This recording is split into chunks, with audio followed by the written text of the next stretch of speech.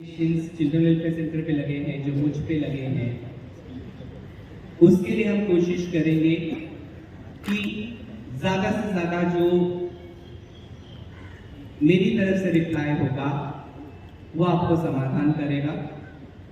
Publicly शायद आज हम इस सिलसिले में, चाहे वो वीडियोस वायरल हो, मेरे खिलाफ एंटी पब्लिसिटी चले, प्रेस रिलीज आए या जिस भी प्रकार का कोई हरकत होगा, क्योंकि मैं आपको एक बात बताऊं, मैंने पिछले 6 महीने से देखा कि मुझे अलग अलग प्रकार से अटैक किया जा रहा है।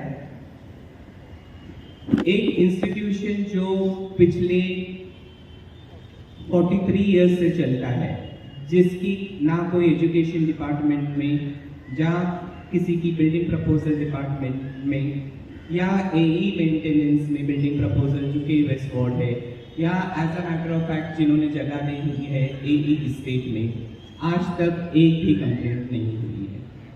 6 महीने में ये सारी कंप्लेंट्स शुरू हुई है कि 43 इयर्स के बाद शायद हमारे कंप्लेनेंट्स के ध्यान में आया होगा कि ये स्कूल बराबर नहीं चलता है।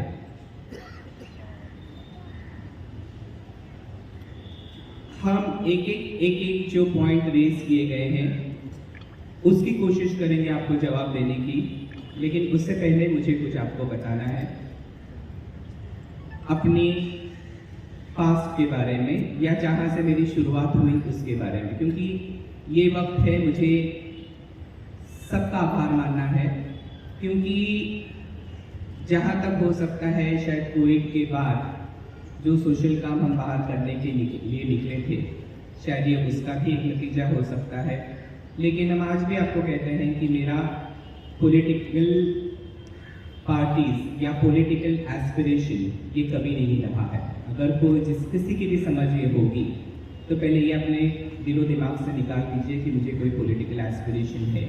लेकिन जहाँ तक मेरे सामाजिक कार्य का सवाल है, उसको हम एक दिन भी बंद नहीं करेंगे, कि जो भी नतीजा होगा उसको हम फेस करेंगे, क्योंकि समाज के लिए कार्य करना मुझे लगता है ये मेरा कर्तव्य है, ये मेरा फर्ज है, क्योंकि जब जब लोगों को मेरी जरूरत है किसी भी प्रकार से, उसके लिए मुझे हमेशा उनके साथ सतत तैयार रहना चाहिए।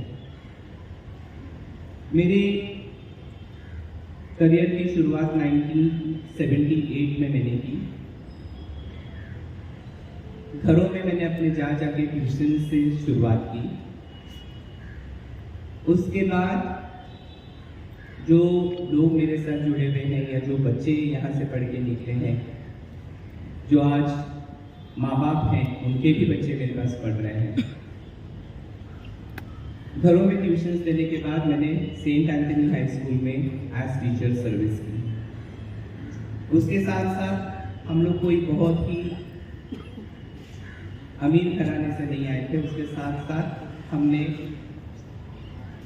1981 में पढ़ाने के बावजूद मैंने ट्यूशन क्लासेस खोले थे, जो आपको याद होगा वर्सोवा गांव में बेकरी के पास था, जो अजय कोचिंग क्लास के नाम से जाना जाता था। उसी के साथ साथ केजी स्कूल की शुरुआत हुई, जहां वो स्कूल 1981 में 30 बच्चों के साथ शुरुआत हुआ। इस सफर में 40 साल के, सबसे पहले हम सभी पार्टियों का धन्यवाद कहना चाहेंगे। जितनी पॉलिटिकल पार्टीज थी, मुझे हर तरीके से उनसे सपोर्ट मिला। ऐसी कोई पार्टी नहीं थी जिन्होंने मुझे सपोर्ट नहीं किया, क्योंकि हर एक ने, बल्कि जब फंक्शन होता था या जब एनुअल डे होता था, तो आपको पता है लोग ये मिसाल देते थे कि अजय सर के प्लेटफॉर्म पे सभी पार्टियां हैं, चाहे वो कांग्रेस हो, शिवसेना हो, बीजेपी हो, ये सारे पार्टीज इकट्ठा होके एक मकसद के लिए आते थे। क्योंकि मुझे लगता है हर पार्टी का एक ही मकसद है कि एजुकेशन को कैसे बढ़ावा दे। तो मुझे लगता है एजुकेशन को बढ़ावा देने के लिए वो सब इकट्ठे आए और उन्होंने सभी ने मुझे मदद किया। मेरी शुरुआत करने से पहले हम नमन करना चाहेंगे लेट मोतीराम भावे साहब को, क्योंकि आज जो ये प्लॉट मिला है और आज जो ये इमारत आप यहाँ देख रहे हैं, ये सिर्फ उनकी मेहनत की वजह से है कि ये प्लॉट यहाँ पे मिला और आज ये स्कूल खड़ा हुआ। हम उनका एहसान जिंदगी भर नहीं भूल सकते हैं। जब बात आई मेरे परमिशन की, रिकॉग्निशन की 1984 में, जब हम वर्सोवा गांव में थे, उस वक्त रिकॉग्निशन के लिए हमारे बीच हमारे पूर्व नगर सेवक याकूब मेमन जी है, उन्होंने मुझे बहुत हेल्प किया। बीजेपी के नगर सेवक जो थे, जिन्होंने हेल्प किया, जो अभी हैं, जो अब वो ऑनरेबल एमपी मनोज कोटक जी, उन्होंने मुझे हेल्प किया। आशीष शेलार जी जो एजुकेशन मिनिस्टर थे, उन्होंने यारी रोड का परमिशन देने के लिए मुझे मदद की है। उसके साथ साथ कई लोगों ने मुझे मदद की, क्योंकि आपको पता है कि जो अब जो बात चल रही है और जो एक मुद्दा है कि उसे डिमोलिशन किया जाए। 1981 में जब हम प्रिंसिपल बन के आए, तब उस वक्त मेरी उम्र 25 साल थी। आज हम 65 एज की उम्र में हैं। जब ये स्ट्रक्चर बना जो आप देख रहे हैं, तो इंस्टीट्यूशन जिसके ऊपर वाद विवाद खड़ा किया गया है कि यहाँ फेरीलैंड स्कूल चलता है, यहाँ केजी स्कूल चलता है। फेरीलैंड केजी स्कूल 1981 से चलता था। 1994 का हमारे ट्रस्ट का एक रेजोल्यूशन पास हुआ, क्योंकि आपको पता है कि जो केजी का जो बॉडी है, क्योंकि आपको एक बात याद रखना पड़ेगा कि जो 1981 में जो स्कूल बना था और 1984 में मुझे फर्स्ट रिकॉग्निशन मिला था डीएमसी से। उस रिकॉग्निशन को के पाने के बाद मसला ये था कि जो प्राइमरी स्कूल है उसके बच्चों का एज लिमिट था 5 साल। 5 साल के बच्चों के नीचे एडमिशन नहीं दिया जाता था, और उसके लिए फर्स्ट, सेकेंड, थर्ड, फोर्थ, उसके लिए 2 रूम्स की आवश्यकता थी। 2 रूम्स ही वहाँ थे जो स्कूल में मैंने शुरुआत की थी बच्चों के साथ। एक ग्राउंड फ्लोर पे था और एक मेज़ेने फ्लोर था वर्सोवा गांव में। तो ग्रेजुअली 82 में जो लोग मेरे से जुड़े हैं वो जानते होंगे, या अगर आपको लगता है कि सर का कुछ गलत हो रहा है तो प्लीज़ करेक्ट कीजिए मुझे। 82 में फर्स्ट स्टैंडर्ड आया, 83 में सेकेंड स्टैंडर्ड आया, और हर साल एक क्लास पढ़ते गए। पहली क्लास का रिकॉग्निशन 84 में मिला, तब वहाँ केजी भी चलती थी। तो मसला ये उठा था कि केजी को आपको वहाँ से हटाना पड़ेगा, क्योंकि अगर आप फर्स्ट, सेकेंड, थर्ड, फोर्थ की जगह नहीं कर पाएंगे तो आपको जगह रिकॉग्निशन में दिक्कत हो जाएगी। क्योंकि 4 क्लास नीचे सुबह एक क्लास चलती थी, दोपहर को एक क्लास चलती थी, उसी तरीके से ये क्लासेस चलती रहे। फिर मुझे आभार कहना पड़ेगा हमारे वर्सोवा गांव में खंडोबा मंदिर ट्रस्ट है पाटिल गली में, उन्होंने मुझे एक मौका दिया कि वहाँ पे कुछ क्लासेस, 2 क्लासेस बना के वहाँ पे शुरू करने के लिए। फिर आभार हम कहना चाहेंगे वर्सोवा कोकनी सुन्नी जमात ट्रस्ट का, जिन्होंने मुझे मदरसे की जगह दी और उस जगह पे मेरा एक क्लास चलता रहा। तो इस तरह से 3 क्लासेस अलग अलग जगहों पे चलते रहे। केजी को हटाने के बाद, क्योंकि वो ट्रस्ट बना चिल्ड्रन वेलफेयर सेंटर ट्रस्ट 81 में, तो केजी को रिकॉग्निशन नहीं होने की वजह से केजी फंक्शन करता रहा एज अ प्रोप्राइटरी कंसर्न, जहां आज भी 250 ही बच्चे हैं, और वो 250 बच्चों को लेके वो फेरीलैंड स्कूल की स्थापना हुई।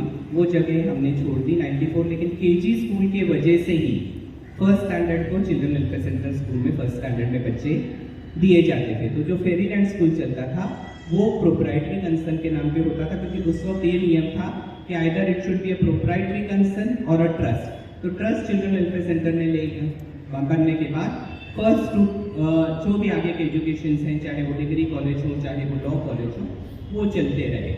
और उसकी जगह पे फेरीलैंड स्कूल, जब ये जगह टेम्पररी स्ट्रक्चर में आप देख रहे हैं, ये जो टेम्पररी स्ट्रक्चर है, अगर आप आकर यहाँ से भी देखें तो इसके ऊपर हमने आज भी ये डाला है, क्या कहते हैं आप, टारपोलिन शीट्स, अगर आपको यहाँ से दिखाई देती है। क्योंकि जब ये स्कूल 4 में बना तो हमारे पास पैसे नहीं थे। पैसे नहीं होने की वजह से शायद 20 पत्रे कम पड़े। उनका मानना था कि अगर वो 20 पत्रे लगाते थे तो लीकेज का प्रॉब्लम खत्म हो गया होता। लेकिन आज भी वो जगह पे केजी स्कूल चलता है और उसकी जगह पे जो उसके रेवेन्यू से चिल्ड्रन वेलफेयर सेंटर का रिपेयरिंग और मेंटेनेंस किया जाता है, जो 94 में हटाया गया था, उसका रेजोल्यूशन ट्रस्ट ने पास किया।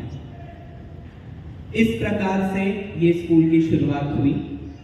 फिर मसला ये उठा कि पैसा नहीं होने की वजह से हम क्यों शुक्रिया अदा करते हैं, क्योंकि मुझे मेरे 40 साल का इतिहास याद करना है।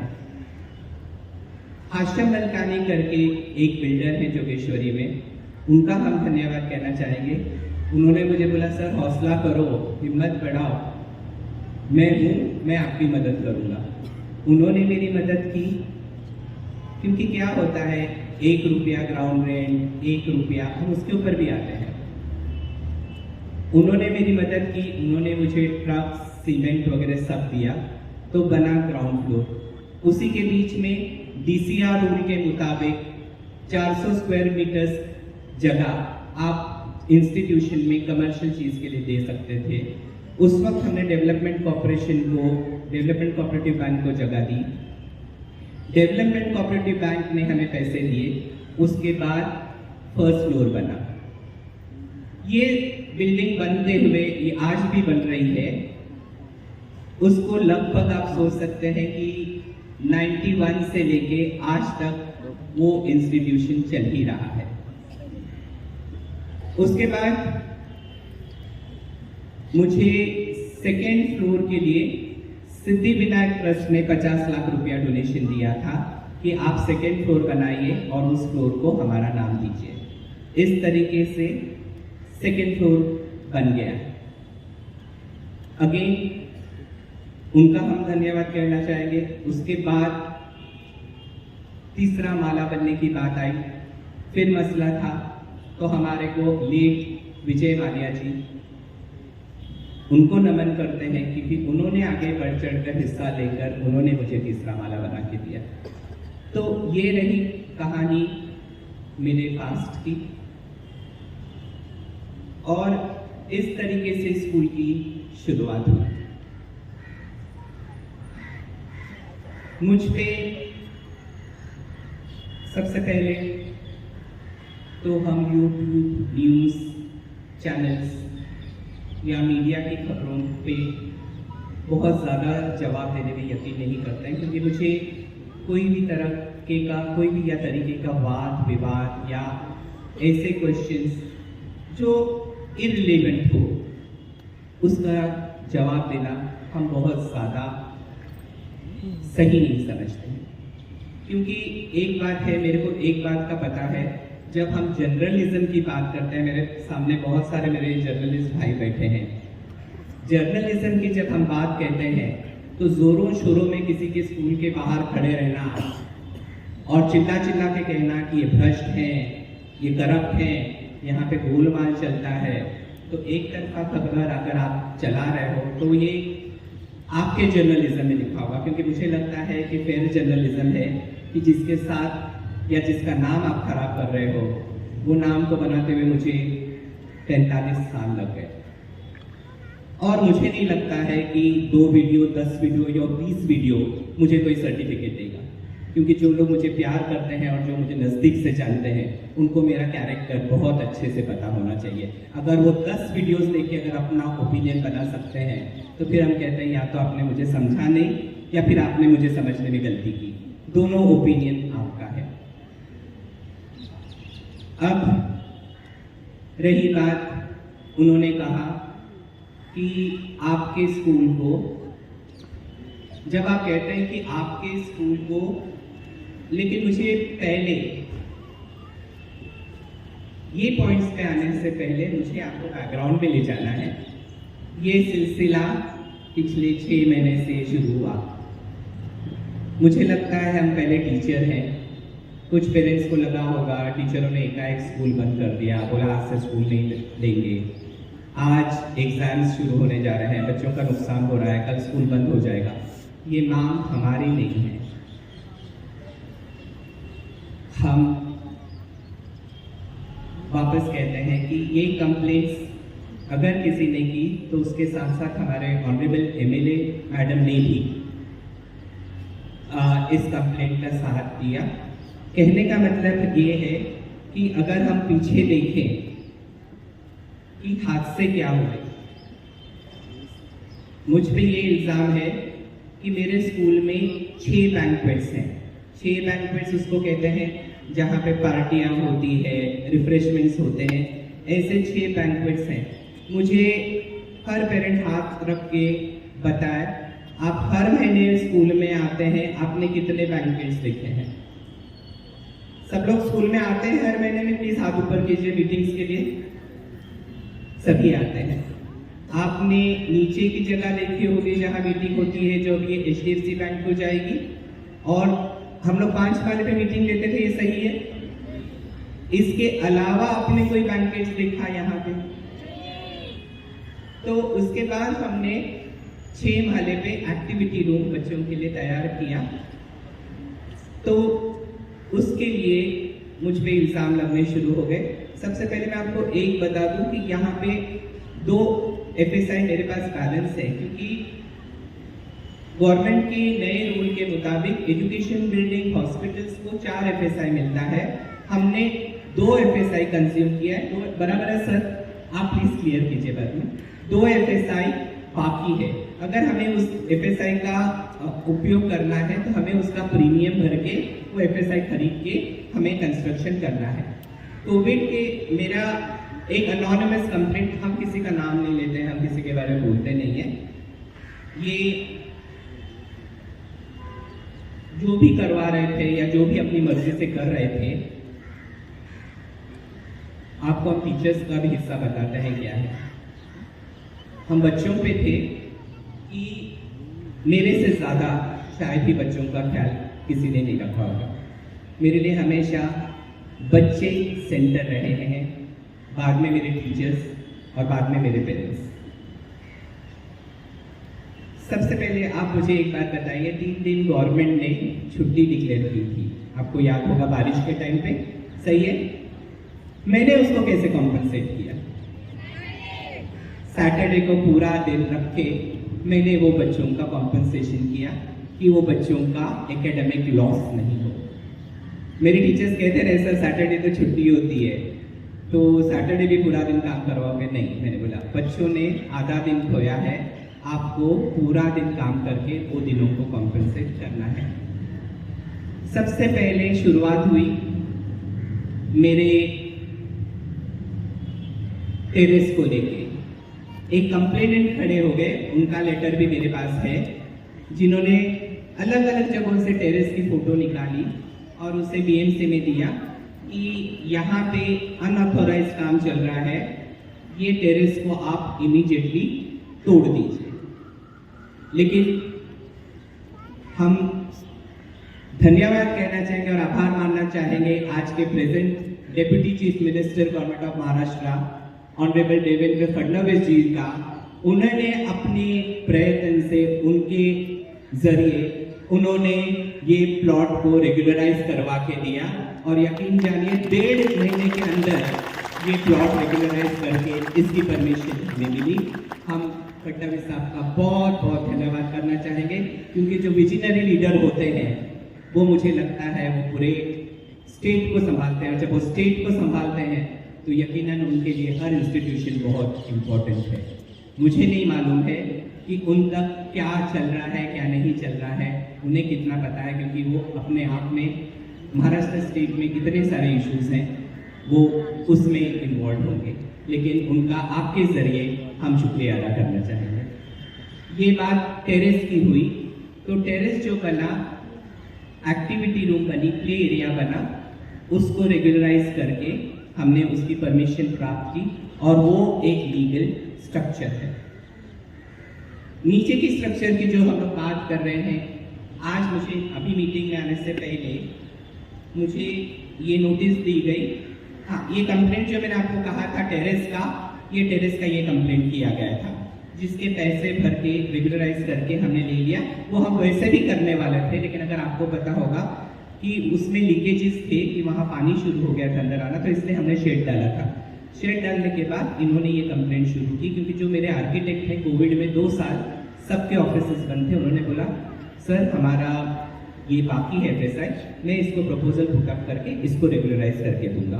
तो ये रहा टेरेस के कंप्लेंट की बात।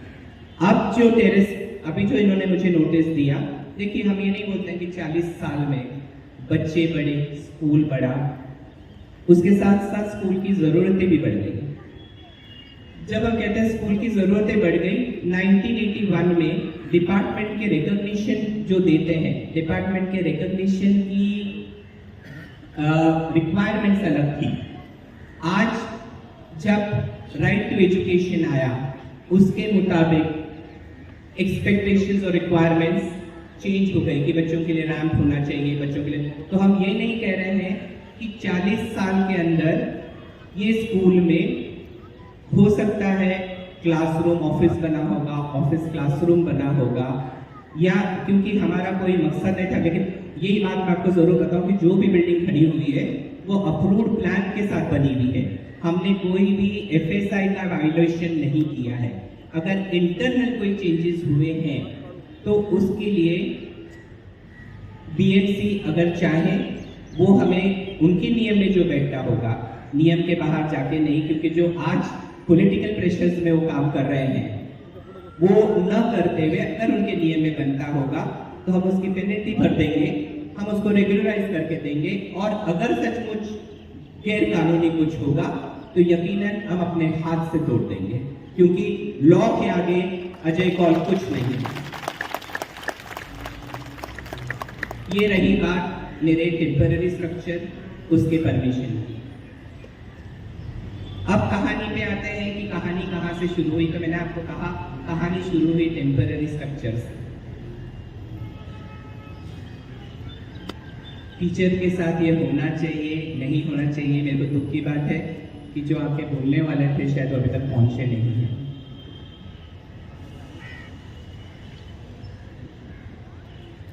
सबसे पहले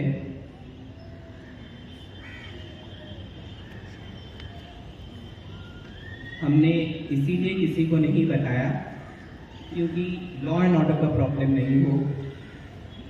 जैसे मैंने आपको बोला 92 से मैंने यही कोशिश की कि इस एरिया की शांति, पीस, हार्मनी भंग नहीं हो। इसीलिए किसी को न बताते हुए मैंने और मेरे साथ प्रशांत काशी, मुझे पता चला था कि पुलिस को एक लेटर आया है कि इंक्वायरी करने के लिए। शायद ये बात किसी को नहीं पता है सिवाय मेरे कुछ टीचरों को पता है, हाँ, क्योंकि उन्होंने साइन किया है सब चीज़ों में।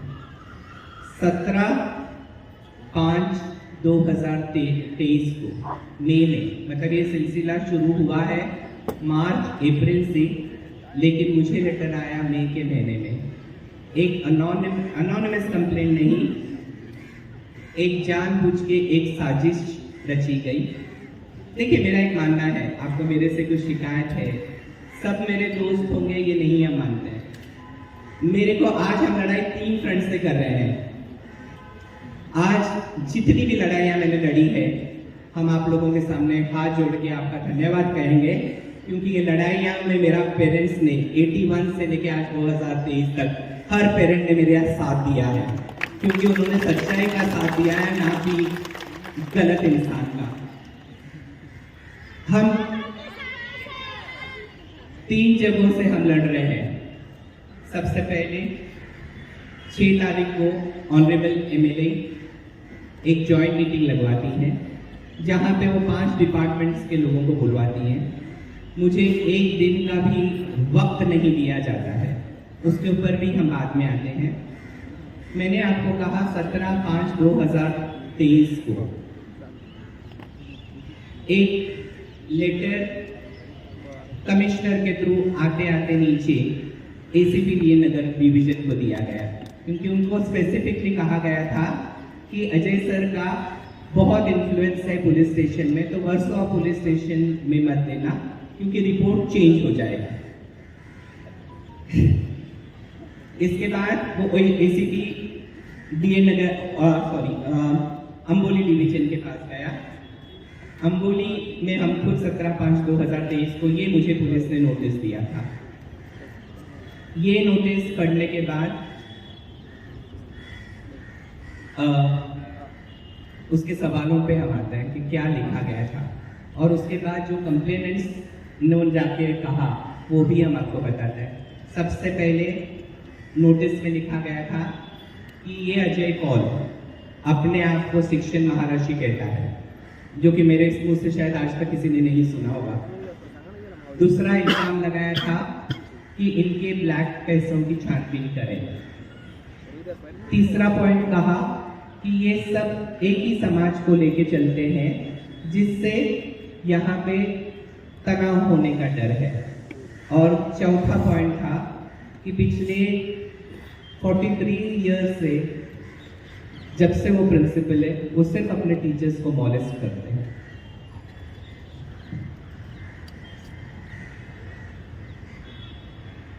इसके बाद मेरे 3 टीचर्स पुलिस स्टेशन जाके आए। हमने आपको बात नहीं बताई क्योंकि कुछ चीज़ें हम आपको बताना नहीं चाहते थे। 3 टीचर्स पुलिस स्टेशन जाके आए, उन्होंने अपना स्टेटमेंट दिया। उसका नतीजा ये हुआ कि 2 टीचर्स नौकरी छोड़ के गए, क्योंकि वो बड़े कंजर्वेटिव फैमिली से आते थे। उनके घर वालों ने बोला पुलिस स्टेशन में जाना तुम्हारा काम है। आपको मालूम होगा कि इसी दौरान 2 टीचरों ने नौकरी छोड़ दी।